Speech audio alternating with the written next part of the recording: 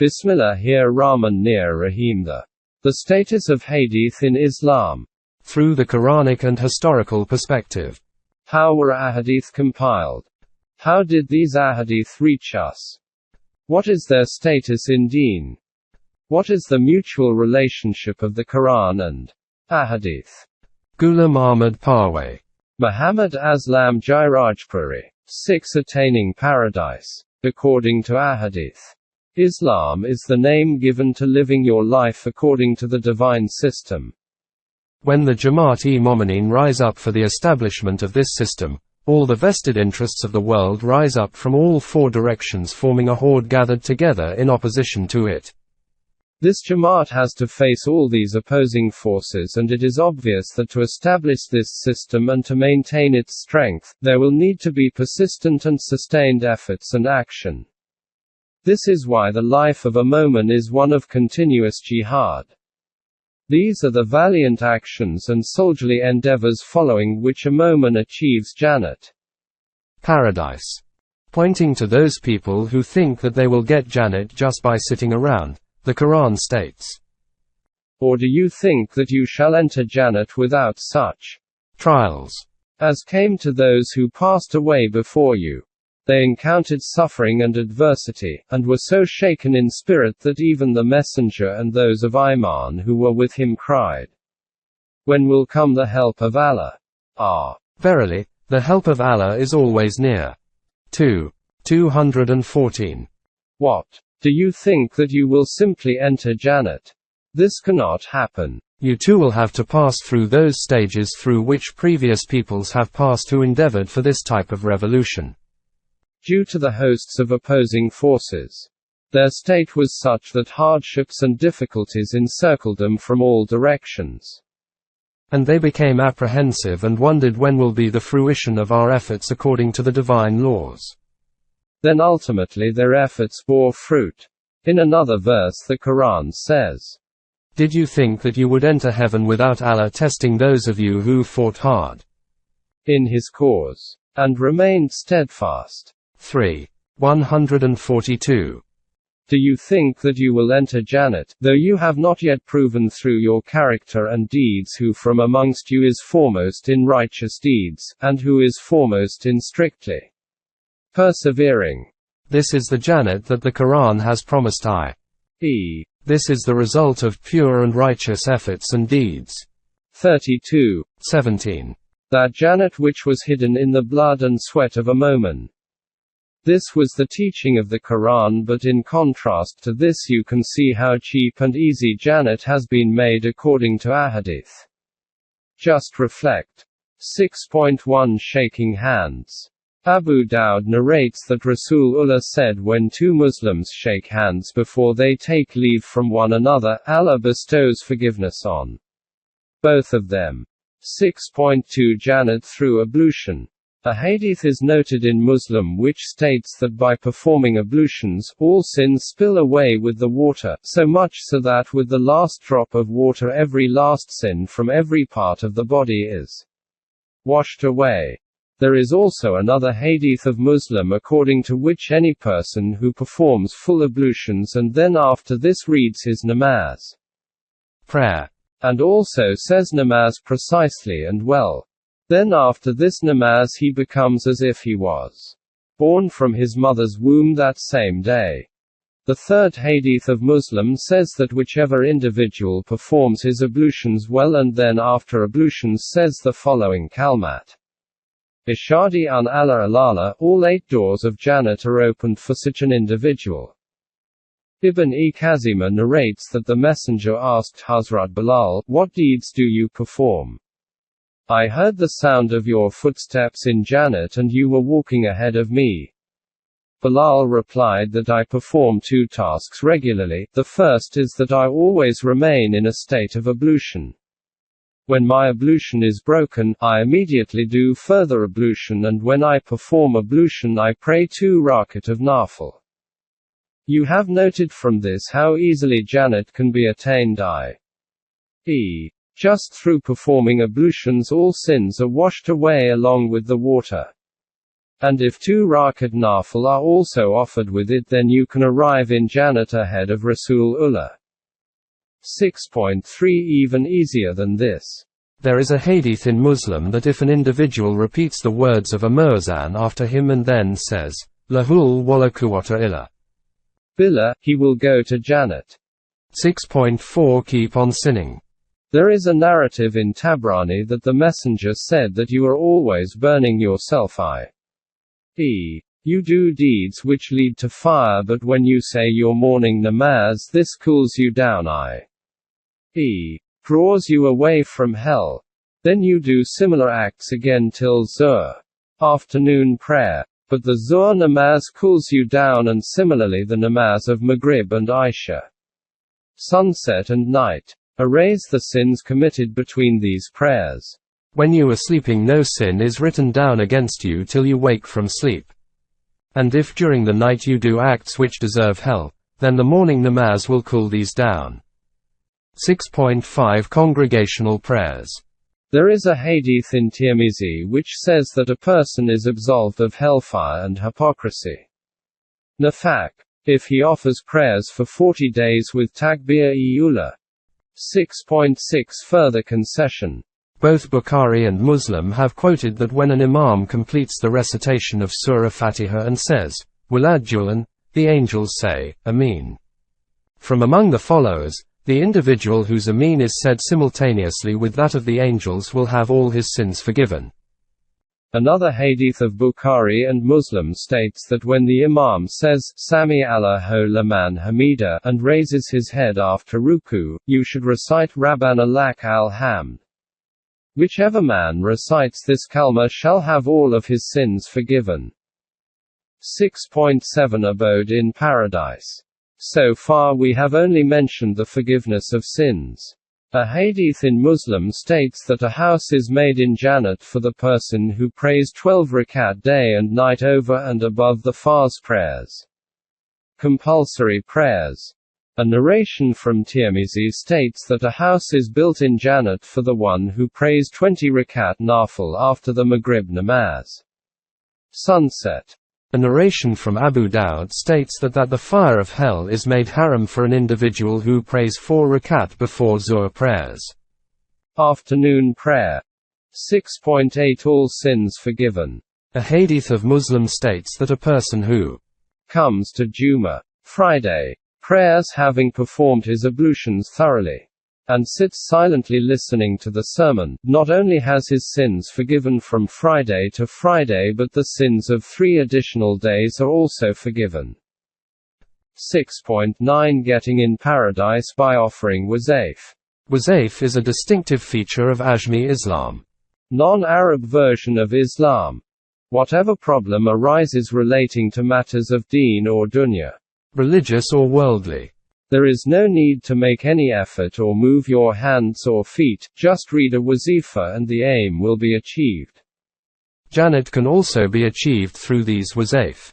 For example, there is a hadith from Nisa'i which states that whoever has recited, O Allah, keep me away from the fire of hell, 7 times with the morning and evening prayers, if he then dies at any time during the day or night, he will go to Jannat. In another hadith it is noted that if the person who recites the Ayat al-Kursi after every namaz dies before the next namaz, he will go to Jannat.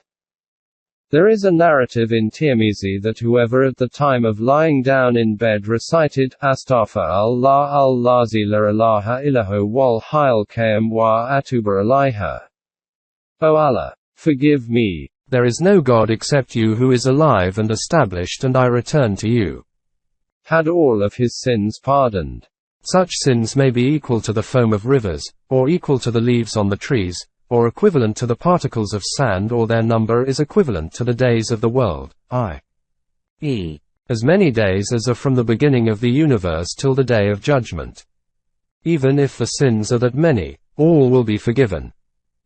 It is quoted in Muslim that whoever recites Subhanallah, Alhamdulillah, Allahu Akbar 33 times each, after each namaz, has all his sins pardoned regardless of how great their number may be. In Tirmizi it is noted that whoever recites Qul Hu Wallah daily 100 times has his sins of the past 50 years are erased. In Masnad Imam Ahmad it is noted that Hazrat Hani requested Rasulullah, "Tell me a light wazifa because I have become very old." Rasulullah replied, "Recite Subhanallah 100 times. Its sawab is equal to giving freedom to 100 slaves and those too who are the progeny of Hazrat Ishmael. Recite Alhamdulillah 100 times, its sawab is like donating 100 horses completely laden with saddles to Mujahideen, Muslim warriors. Recite Allahu Akbar 100 times, its reward is equal to donating 100 camels with their coverings in the way of Allah. And recite, La ilaha illallah, 100 times, and this kalma fills the earth and the heavens with sawab. The day you recite this wazifa, that day no one else's deeds ascending to the heavens will be equivalent to yours. However, if someone else also recites this wazifa, his deeds will undoubtedly be equal to yours. 6.10 Shahadat. Martyrdom. There is a narration from Hakim which states that if during an illness a person recites La ilaha illa anta subhanaka inni kuntu minaz zaliman 40 times, and then dies during this same illness, he will get sawab which is the equivalent of one shaheed, martyr. And if he recovers from this illness, then he becomes well after being cleansed of all sins. In the struggle and endeavor to establish the Quranic system, every sacrifice has its own weightage. But among these the most invaluable sacrifice is the sacrifice of a human life. The Quran has called such devoted individuals, Maktul fi sabil lillah, those laying down their lives in the cause of Allah, commonly known as shaheed, martyr. Obviously shahadat, martyrdom, carries a very elevated status among human deeds, and for the opponents there is no greater adversary than those who fight in the cause of Allah. These mujahideen and maktulin fi sabil lillah were those who destroyed and annihilated the forces of battle. Falsehood. It was therefore necessary that a Muslim was made averse to jihad and qital fi sabil illah, fighting in the way of Allah, i.e., establishing deen, the Quranic system. Now see what sorts of narrations have been entered in our books of Ahadith in order to achieve this end. A Hadith in Muslim says that Rasulullah asked, "Who do you consider to be shaheed?" Those present replied, "The one who is killed in the cause of Allah." Rasulullah said that in this way the number of shaheed in my ummah will remain very few. The people asked, "Then who is a shaheed?" He replied, "The one who is killed in the cause of Allah is a shaheed. And the one who died of plague is shaheed. The one who died of dysentery is shaheed, the one who died due to being drowned in water is shaheed, and the one who died due to being buried under a house which has collapsed is shaheed."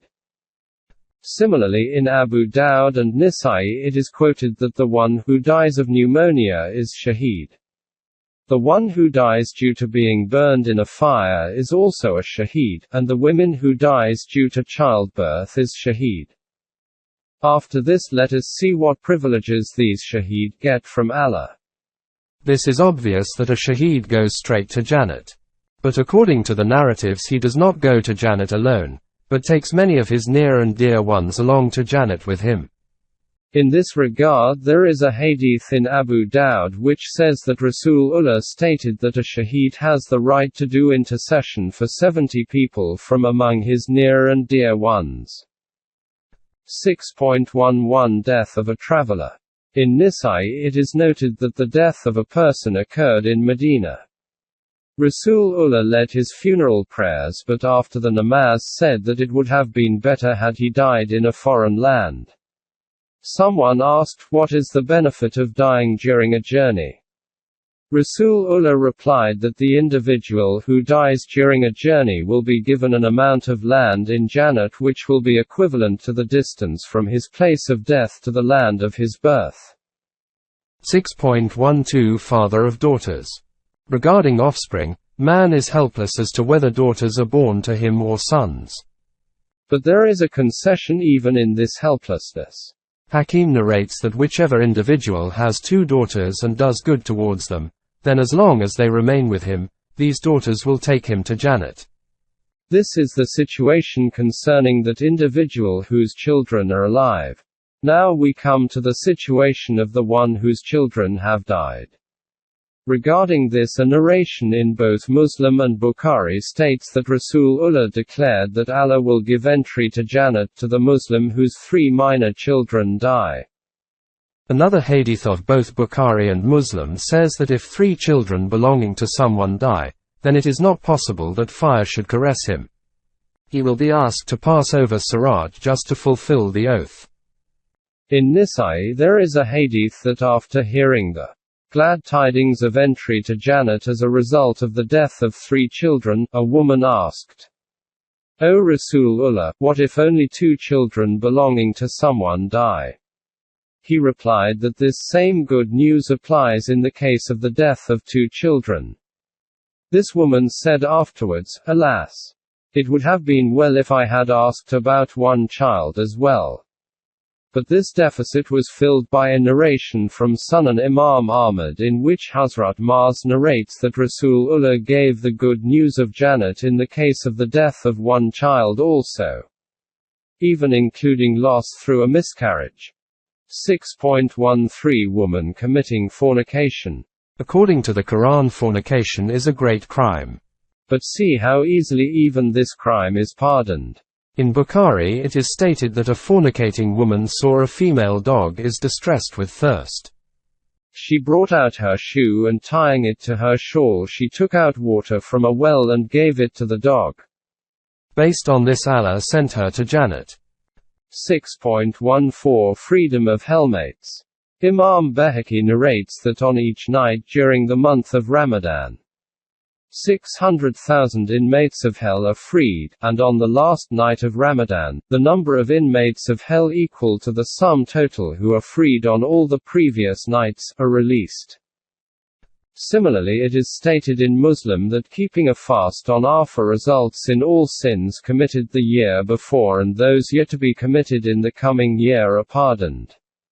And fasting on the 10th of Muharram atones for all the sins of the previous 1 year. Ibn Majah adds that with such a fast sins of the coming year are also atoned for. 6.15 Killer of snake and lizard. There is a hadith in Muslim that whoever kills a lizard with the first stroke, his sawab is greater than the one who kills it with 2 strokes. And the one who kills it with 2 strokes, his sawab is greater than the one who kills it with 3 strokes. Abu Dawud narrates that if a snake makes an appearance in your house, say to it, "You swear on this promise which you made with Hazrat Nuh and Hazrat Sulaiman, that you will not harm us." If it still makes an appearance, then kill it. According to the Masnad of Imam Ahmad, the man will get sawab equal to 7 beneficent deeds. 6.16 Recitation of the Quran. The Quran is the book of laws for the divine system according to which human society should be established. Obviously the laws are meant to be followed, and had the deeds of Muslims been in accordance with the Quran, the forces of battle, falsehood, would never have been able to raise their heads. Therefore the first trick of the opponents of Islam was to make the Muslims turn away from Islam somehow, and for this they told the Muslims that the Quran was just for reading, and not to be followed. Sawab is gained from reading it. Where there is mention of deeds in the Quran, it means those acts through which demons and evil spirits are chased away. It is also clear that the Quran can only be followed if it is read with understanding, and intellect and reason are used to reflect on it. But narrations did away with this need as well, and declared that by merely reciting the words of the Quran without understanding and without meaning can provide sawab. This way they entangled the Muslims in repeating recitation of the words of the Quran, i.e., just for reading. All books of Hadeeth are filled with the blessings to be attained by simply repeating the words of the Quran. As a specimen, Listen to a few examples. There is a narrative of Sahihain that a Sahabi was reciting the Quran during the night. His horse was tied nearby. It started rearing up. The man stopped his recitation and looked towards the heavens, where he saw many lights like lamps which were moving from below to higher up. In the morning he related the incident to Rasulullah, who said that these were angels who were coming to listen to your recitation. Had you kept on reciting, you would have seen strange and mesmerizing things. A narrative in Muslim states that the last two verses of Surah Fatiha and Surah Baqarah are two nurs, lights, which were not bestowed on any other messenger before me. Whosoever reads even one word of these will be given that nur. In Mustadrik Hakim it is stated Satan runs out of that house in which Ayat al-Kursi is recited. In Tirmizi it is stated that if the last two verses of Surah Baqarah are recited in a jungle for 3 consecutive days and nights, Satan will have no power in that place. In Sunan ibn Majah it is stated that Surah Yasin is the heart of Quran. Anyone who recites it for the glory of Allah and for the home in the hereafter is forgiven, and therefore you should recite it over your dead. In Tirmizi it is stated that the person who recites Surah Yasin once gets the equivalent sawab of reciting the whole of the Quran 10 times. In Mayota Imam Malik it is stated that when Rasulullah heard a man reciting Qul ho wallahu ahad, he said that it has been made wajib for him. When someone asked what has been made wajib for him, the messenger replied, Jannat has been made wajib.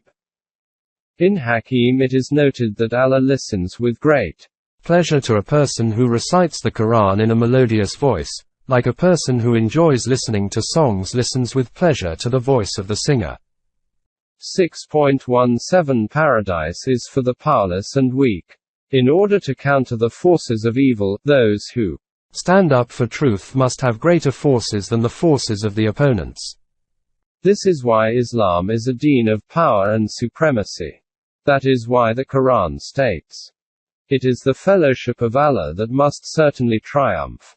5:56. The Quran repeatedly commands the Muslims that you should have so much power and strength that the hearts of your opponents remain overawed by you. It was the force of the Jamaat of Momineen which reduced the grandeur and splendor of Qaisar o Kisra to dust. This is why the opponents were aware that until this belief that Allah cherishes power and strength was not removed from the hearts of Muslims, it would be impossible to overpower and subdue them. Therefore they started inventing such ahadith that only those people are closer to Allah who are weak and powerless, who are continually draped in poverty and deprivation, who are symbols of feebleness and helplessness, and who are suffering humiliation and disgrace in the world. Consequently, in Bukhari and Muslim it is noted that Rasulullah stated, I saw that in Jannat the majority were those who were beggars in this world. Tibrani narrates that Rasulullah said that my horse water fountain is very wide and deep, its shining glasses are as many as the stars in the heavens. Its water is whiter than snow and sweeter than honey. The majority of those who will come to this horse will be the impoverished Muhajirin. Someone inquired, tell us of their condition and who they are. He replied, those same people whose hair is uncombed, whose clothes are unwashed and dirty. Those to whom people of higher status would not consider giving the daughters. No one would like to associate with them. If they owe anything to anyone, he will be able to get it by climbing their chests. And if they have a right over someone, these poor souls cannot do anything about it due to their weakness. Have you seen what characteristics have been detailed of those who are closer to Allah, downtrodden, distressed, worn out, with dirty and ragged clothing? No one allowing them to come close, in such a state of weakness and impoverishment that the powerful trample on their rights, and these poor beings can do nothing but sigh helplessly. Very strange indeed. In Tirmizi it is stated that the poor will enter Jannat 500 years before the rich. In Ibn Majah it is stated that the poor and helpless were so dear to Rasulullah that he used to pray, "O Allah, keep me alive in a state of helplessness, Miskin. and give me death in this State of helplessness, and make my end also with the helpless." Helplessness is such a thing which the Quran declares to be azab, punishment from Allah. The Quran states in the case of the Jews, they were covered with humiliation and helplessness, they drew on themselves the wrath of Allah. 2:61. In both Bukhari and Muslim it is stated that Rasulullah said that I want to acquaint you with Ahla Jannat, inhabitants of Jannat. These weak and feeble and humbled Muslims are those belonging to Jannat, who if they swore by Allah, He would definitely make it the truth. In Tibrani it is stated that Rasulullah said that in my ummah there are also those people who if they ask for even the sum of a dirham from you, you will refuse them, but if they ask for Jannat from Allah, He will bestow Jannat on them. These are those same people whose clothes are dirty, their hair is messy and they are downtrodden due to poverty. But if they swear by Allah, He will oblige. This is how poverty, deprivation, misery, helplessness, weakness, slavery and scarcity became attractive attributes for the Muslims.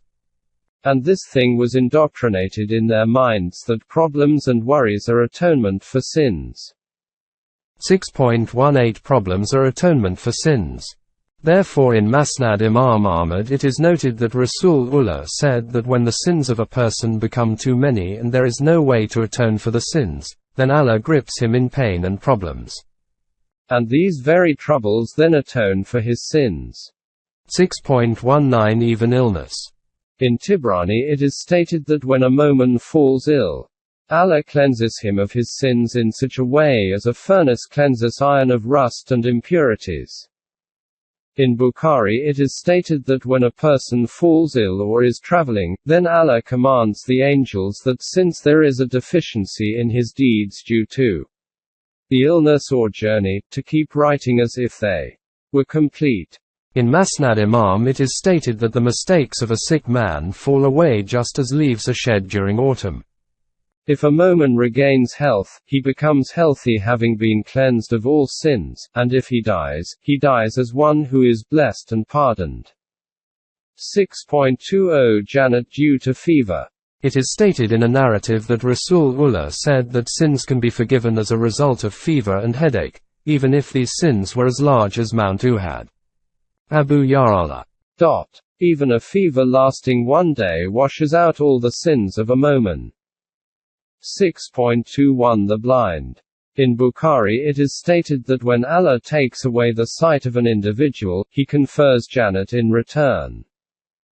6.22 Living in solitude.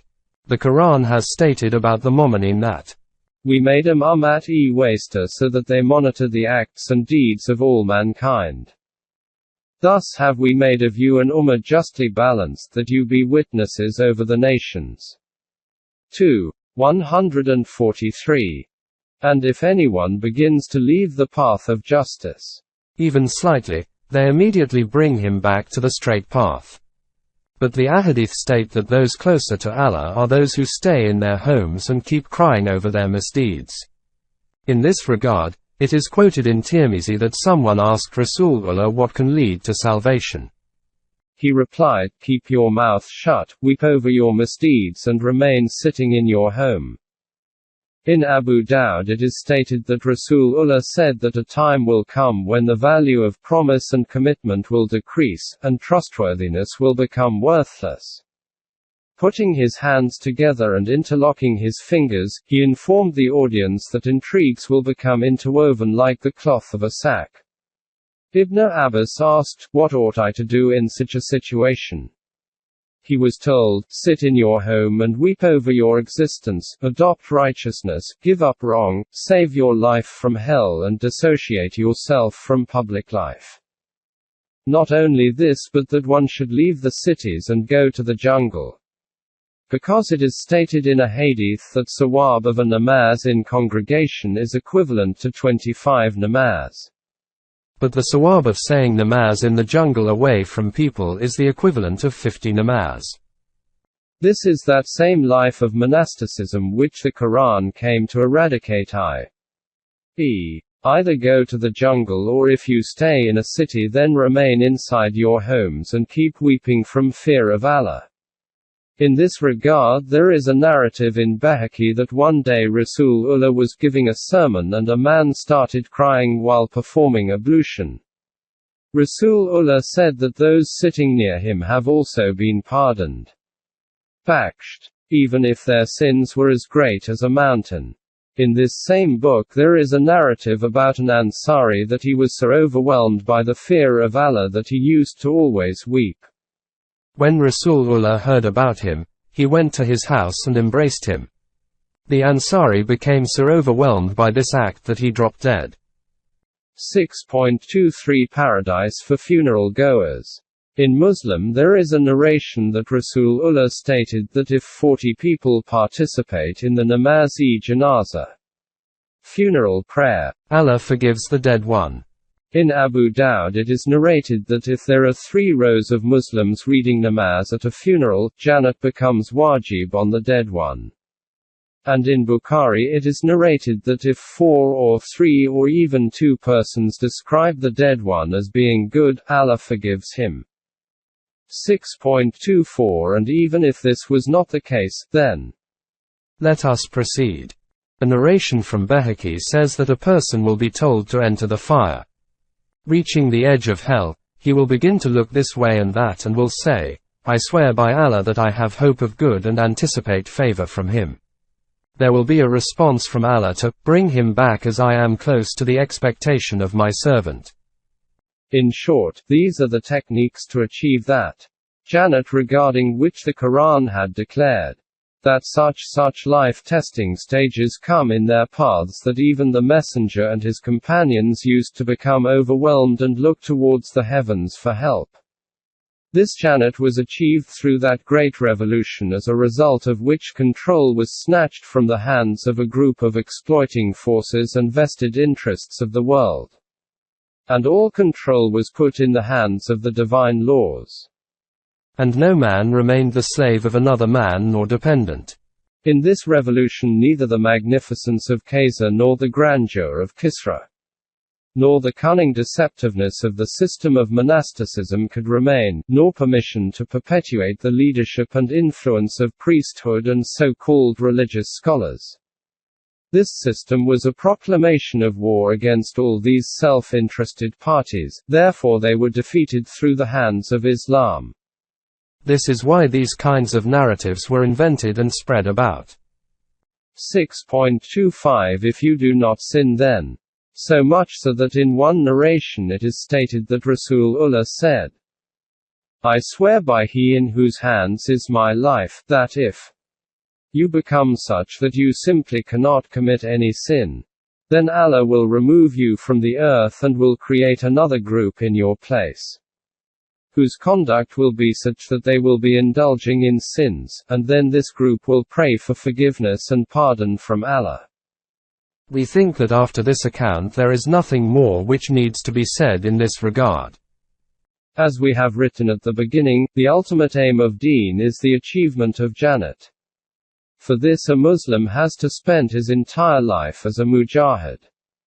These are the life-giving deeds of the Jamaat-e-Momineen which stir a great revolution resulting in benefits in their own society, and then later on for the whole of mankind worldwide.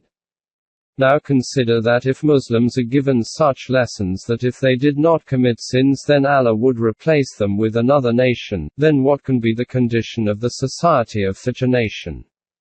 And if they do become ready to perform righteous deeds but are told of such easy techniques to achieve Jannat, how will any fighting spirit remain in them? Today in this static religion all instruction is based on these types of invented narratives which have been presented to you in the previous pages. And these are those very narrations on whose denial fatwas of kufr are announced by the mullah. This is that reality which Allama Iqbal has noted with tears of blood in the following words. Though my way of expression is not very startling, Perhaps my words may penetrate into your heart. In the universe there is perpetual proclamation of Allah. In the lap of the dusty earth the continuous counting of rosary beads and prayers. That deen which gives self-awareness and awareness of Allah, and this mullah-dependent religion, suffering from inertia and devoid of life.